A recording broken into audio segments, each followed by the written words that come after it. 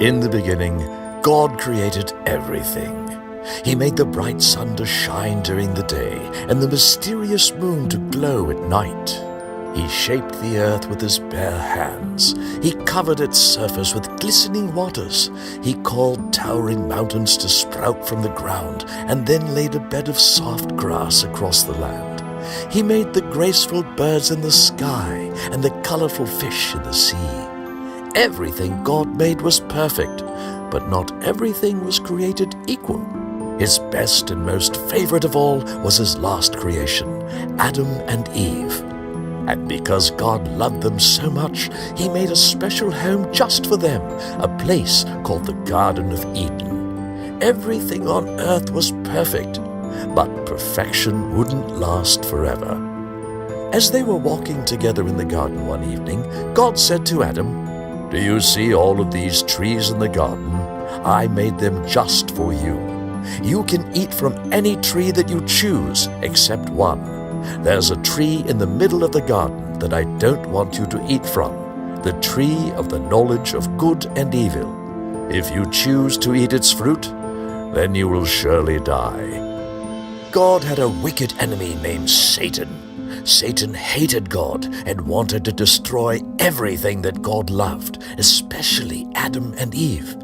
He knew of God's one rule and saw a perfect opportunity to trick them. So one day, as Eve was taking a walk in the garden, Satan, disguised as a snake, slithered up to Eve and quietly whispered in her ear, "Did God really say you mustn't eat from any tree in the garden?" Eve quickly replied, "No, we may eat from the trees, just not from the tree in the middle of the garden. If we eat from that tree, we will die."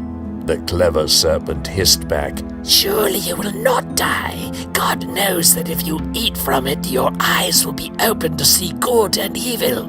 With just one bite, you will know everything and be just like him." Satan's tricky words consumed Eve's heart. She thought, "Just one little bite won't hurt anyone, right? It's just one piece of fruit. If God really does love me, then why wouldn't he want me to have it?" Eve reached out toward the tree and snatched the fruit from the branch, and then, hesitantly, she opened her mouth and took a bite. To her surprise, she did not die.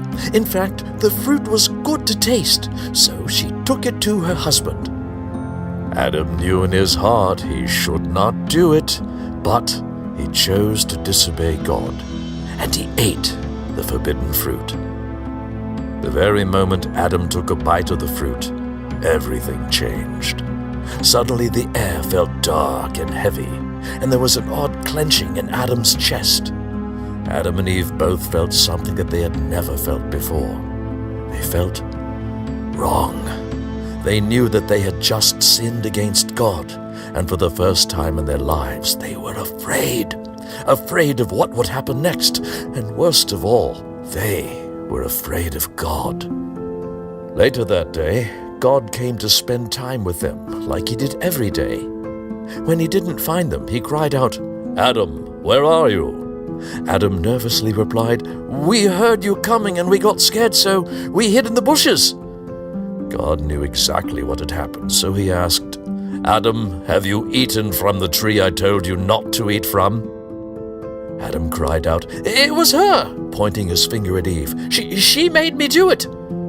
God turned to Eve. "What is this that you have done, Eve?" She replied, The snake made me do it." God's heart was broken. He knew that his perfect creation was no longer perfect. He knew they would feel hurt, they would feel fear, and eventually they would even die. With great pain in his heart, God cast Adam and Eve out of the garden, and they would never be able to walk with him on the earth again. When Adam disobeyed God, he brought sin into the world. Along with sin came fear, sadness, pain, sickness, and ultimately death. But that's not the end of the story. Thankfully, God had a plan to fix the awful mess that Adam had made. One man messed it all up, but through God's plan, one man would fix everything. everything.